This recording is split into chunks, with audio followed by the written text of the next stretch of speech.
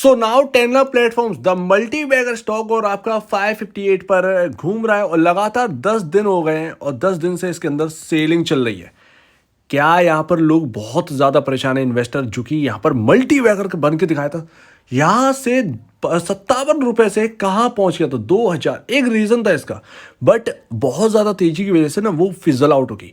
अब लोगों के अंदर एक डर बना हुआ है, क्या बना हुआ है कि क्या ये एक मल्टी बैगर स्टॉक आपको दोबारा वो 57 रुपए का प्राइस दिखा देगा? क्या जिस तरीके से सेलिंग आई है, क्या ये और डाउन ले जाएगी? क्योंकि आईटी स्टॉक्स 52 वीक लो पर है, आईटी स्टॉक्स लगातार टूट रहे हैं। विप्रो जिस तरह टूट रहा है, अभी ये कंफर्म है यहाँ पर, ये तो लोग कह ही रहे हैं, इसकी बात कर रहे हैं कि जिस तरीके से 52 वीक लो लग रहे हैं, थोड़ा सा यहाँ पर रुकेंगे फिर डाउन आएगा आईटी, थोड़ा सा यहाँ रुकेंगे फिर डाउन आएगा। अगर Q4 के नंबर से ये खराब आ गए आईटी के, तो बहुत ज़्यादा ह्यूज नेगेटिव होगा आईटी सेक्टर के लिए। उसमें क्या होगा, आपके अच्छे स्टॉक्स भी गिरेंगे, बुरे भी स्टॉक्स गिरेंगे। तो लोगों का डर ये है कि जहाँ से इसने चलना स्टार्ट किया है, क्या ये वापस वहाँ पर आ जाएगा? मुझे लगता है ऐसा कि नहीं। क्यों? क्योंकि मेरे पास एक वैलिड रीज़न है जो कि आपको जानना चाहिए। और एक टेनला प्लेटफॉर्म जो है ना, वो टाटा एलेक्सी जैसा ह्यूज रिटर्न बनाकर देगा। क्यों देगा, इसका भी एक रीज़न है। आपको ये दोनों रीज़न ना इस बात से समझ में आ जाएंगे। टेनला का मार्केट कैप 7,000 करोड़ प्लस का है, ऑलमोस्ट 7,200 7,300 करोड़ के आसपास का है। जब टेनला चला था, क्यों चला था? 2019 में 1,000 करोड़ की नेट सेल थी। 2020 मार्च का रिजल्ट आया, 1,900 करोड़ की नेट सेल हो गई। 2021 का आया रिजल्ट 2,300 करोड़ की। 2022 मार्च का 3,200 करोड़। इस वक्त ह्यूज अगर आ गया, ये 3,200 करोड़ का आपका आंकड़ा क्रॉस कर गया। चलिए वो छोड़ देते हैं, 2023 का जो भी अभी रिजल्ट आया उसको छोड़ देते हैं। 3,200 करोड़ की नेट सेल है कंपनी की। क्या ये 57 रुपए पर बैठा रहता? आप खुद एक बात बताओ, क्या एक क्लाउड कंपनी जो कि सिर्फ क्लाउड पर फोकस कर रही है, मेरा तो सबसे मेन पॉइंट यही है कि कंपनी सिर्फ क्लाउड पर फोकस कर रही है और गिनी चुनी चीज़ों पर फोकस कर रही है, और उनका आगे बहुत बड़ा ह्यूज अपसाइड है। इस वजह से कंपनी के अंदर टर्न अराउंड दिखा, और इतना हैवी ह्यूज, बल्कि यहाँ पर नेट सेल आपके सामने दिख रही है। तो इस 3,250 करोड़ की नेट सेल है, 7,000 करोड़ का मार्केट कैप आपके सामने है। अगर ये आईटी की गिरावट से और गिरता है तो मेरे लिए तो और अच्छा होगा ना, क्योंकि मेरे पास एक रीज़न है कि कंपनी की फाइनेंशियल बहुत स्ट्रांग है। मेरे पास एक कहने के लिए एक रीज़न तो है ना कि कंपनी के फाइनेंशियल बहुत स्ट्रांग है, कंपनी के फंडामेंटल बहुत स्ट्रांग है। मुझे तो ये प्राइस चाहिए है, जो मैं 2,000 पे नहीं खरीद पा रहा था, वो मुझे 500 या 400 में मिलता है। तो मैं डेफिनेटली ऐसे मल्टी बैगर स्टॉक को कौन बाय नहीं करना चाहेगा? तो एक रीज़न बनता है, क्योंकि इसके फाइनेंशियल जो है ना, आपके मार्केट कैप से आधा तो इसका नेट सेल है, और वही 2022 मार्च का अगर आप देखेंगे 539 करोड़ का प्रॉफिट है।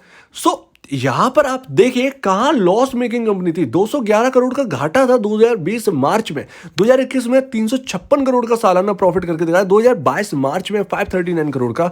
और क्लाउड का आप देखिए, अमेजोन आपका जो कमाती है वो क्लाउड से सबसे ज्यादा कमा रही है इस वक्त। अगर आप देखें कि शॉपिंग से, तो वो शॉपिंग से तो कर रही है, लेकिन Amazon AWS services, Amazon web services huge 39 या 40 बिलियन डॉलर के आसपास का यहाँ पर जो है वो नेट सेल करके दिखाते हैं।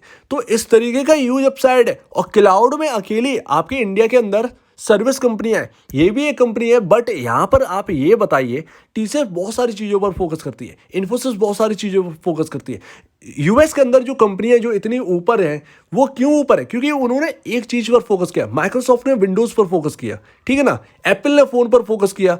आप ड्रॉपबॉक्स देख लीजिए, अगर आप कोई भी देख लीजिए, आप डेटा, वहाँ पर एक कंपनी का नाम है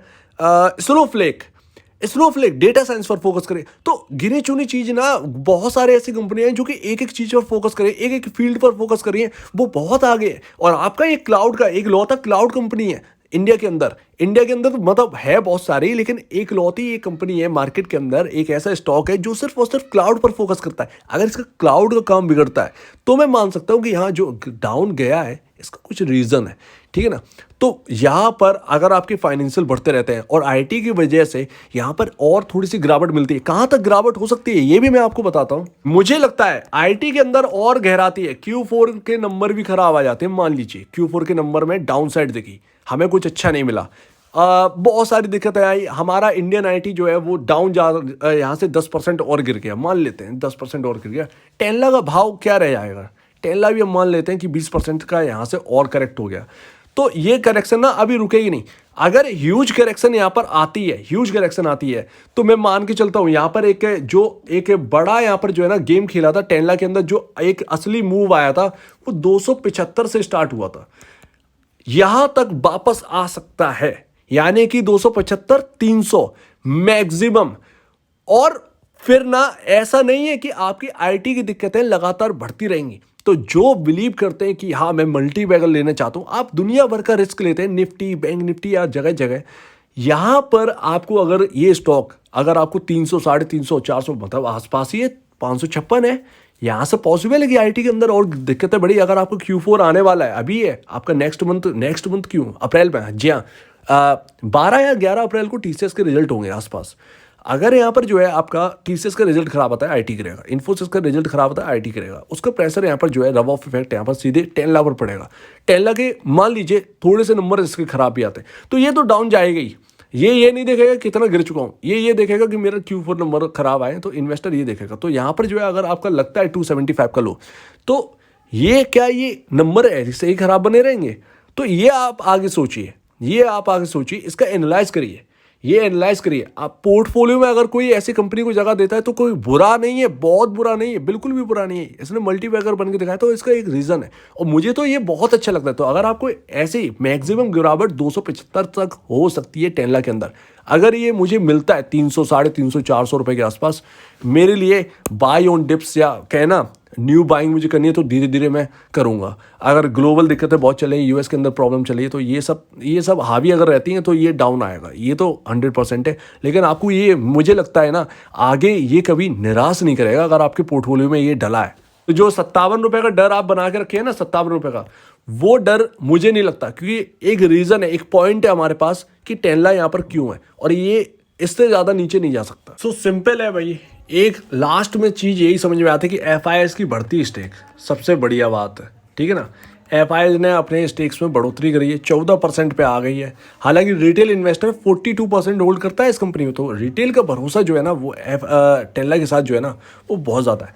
इसका पी रेशियो बहुत डाउन है, आपका 15 पर है, जो कि आईटी के साथ साथ चल रहा है, आईटी के साइकिल के साथ चला है ये स्टॉक, ना कि आपका हैप्पीएस्ट माइंड, टाटा एल्क्सी और केपीआईटी, वो आईटी के अपोजिट चले हैं एकदम। देखिए सिंपल लॉजिक है, टेस्ला के अंदर या किसी और स्टॉक के अंदर अगर हम फंडामेंटल इन्वेस्टर हैं, मतलब एक इन्वेस्टर है और मुझे एक स्टॉक चाहिए है, मैं चुनकर लूंगा, ठीक है, मैं क्या दूंगा उस कंपनी के अंदर, उसका अर्निंग पर शेयर कैसा है, उसका पी रेशियो कैसा है, उसका ट्रैक रिकॉर्ड कैसा है, उसका बुक वैल्यू कहाँ पर है, ठीक है ना। हम महंगे पी को और महंगे पर नहीं बेच सकते, ठीक है ना, ये क्लियर है। आपके टेस्ला का क्या है, आप अगर हैप्पीएस्ट माइंड से कंपेयर कर लो, आप टाटा एल्क्सी से कंपेयर कर लो, आप केपीआईटी टेक से कंपेयर कर लीजिए, आपका टेस्ला जो है वो इनसे बहुत, इनके कंपैरिजन बहुत सस्ता है। आपका टेस्ला जो है वो आईटी के साइकिल के साथ साथ चला है। आईटी का साइकिल डाउन था, टेस्ला का जो साइकिल है वो भी डाउन था। हैप्पीएस्ट माइंड बहुत महंगे, अपने इंडस्ट्री पी से वो 2.5 टाइम ऊपर वर्क कर रहा है, अपने इंडस्ट्री पी से ऊपर वर्क कर रहा है, यानी कि उसका पी रेशियो है अपने इंडस्ट्री पी से 2.5 गुना। तो ये सबसे बड़ी प्रॉब्लम है। और टेस्ला हुआ, ये सब ना आपके आईटी के साथ चले, तो आप पी रेशियो देखिए अपने इंडस्ट्री पी से डाउन है। तो हमें एक स्टॉक के अंदर क्या देखते हैं, मैनेजमेंट आपका टॉप क्लास है, आपका बाईबैक आया था ऑलमोस्ट, मेरे ख्याल से ध्यान है मुझे 1200 रुपए के आसपास का बाईबैक था, ठीक है, कंपनी लेके आई थी बाईबैक, हैप्पीएस्ट माइंड लेके नहीं आई, बाकी कंपनियां लेके नहीं आई। तो ये सबसे बड़ी बात है। तो यहाँ पर कंपनी का मैनेजमेंट ध्यान दे रहा है, कंपनी का बिजनेस टॉप क्लास है, कंपनी एक ही पर फोकस ज़्यादा करे, क्लाउड पर।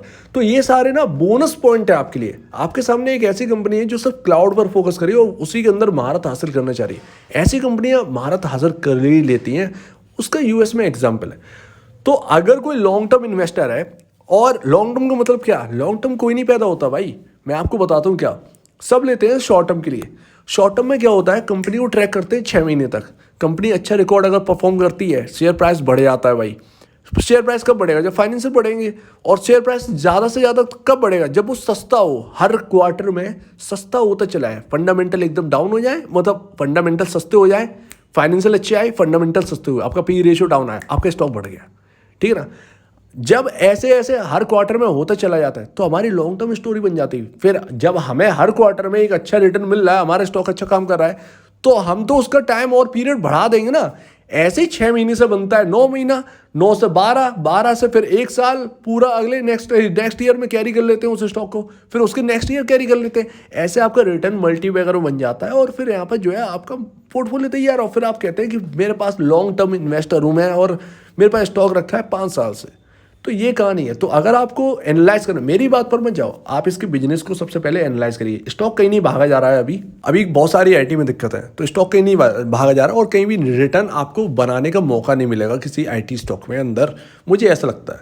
ठीक है ना। तो आप बिजनेस को एनालाइज करो, अगर अच्छा लगता है, आपको लगता है कि 10 लाख खरीदना चाहिए, आपके पोर्टफोलियो में जगह देनी चाहिए, आप एनालाइज करके रखो। आप धीरे धीरे बाय ऑन डिप करते रहिए, कोई क्या प्रॉब्लम है। मतलब ऐसे मार्केट का तो वेट करें। जो 2000 का था वहाँ पे आप 10 शेयर खरीद पा रहे थे, आज आपके सामने 500 का है। वो अगर 400 पे मिल जाएगा किसी दिक्कत की वजह से या आईटी का पूरा गिरने की वजह से, तो ये तो सोने पे सुहागा जैसा हुआ ना। तो हमारे लिए तो मल्टीबैगर है। ठीक है ना। तो ये सारी बात है, अगर पसंद है तो इसके बारे में पढ़ो, इसके बारे में जानो, गूगल पर सर्च करिए। ठीक है ना। गूगल पर सर्च करिए, अपनी रिपोर्ट तैयार करिए 10 लाख के ऊपर, और बस ये आपके लॉन्ग टर्म इन्वेस्टर हो गए। आप फिर इन्वेस्टर बनना इतना आसान थोड़ी है, बहुत सारी चीज़ें देखनी पड़ती है। ये थोड़ी कि आपने देखा स्टॉक का प्राइस और देख लिया बस सस्ता है बहुत खरीद लिया आपने, ऐसा कुछ नहीं होता भाई। बहुत सारी चीज़ें हैं, मार्केट में बहुत टाइम बिता दोगे ना तब आपको पता चलेगा कि मैं गलत कर रहा था, अब जाके मैं सही आया हूँ। तो ये है, और मेरे साथ भी ऐसा ही हुआ है। सो उम्मीद है आप पूरी बात को डिटेल में समझे होंगे। मेरी बात मत सुनिए, आप डिटेल में इसके बारे में रिसर्च करिए। तब तक स्टॉक कोई भी आईटी का किधर भी स्टॉक नहीं जा रहा है, सब 52 लो की तरफ जा रहे हैं, ये भी जा रहा है और ये जाएगा उनके साथ ही। लेकिन अपॉर्चुनिटी दे रहा है, बाद में भी देगा, लेकिन जब साइकिल टर्न होगी तब आप देखेंगे कि आईटी में किस तरीके के जोश और किस तरीके के रिटर्न बने हैं। तो आपका क्या कहना है इसके ऊपर कमेंट सेक्शन में कहिए। और अब वीडियो देखने के लिए बहुत बहुत धन्यवाद दोस्तों।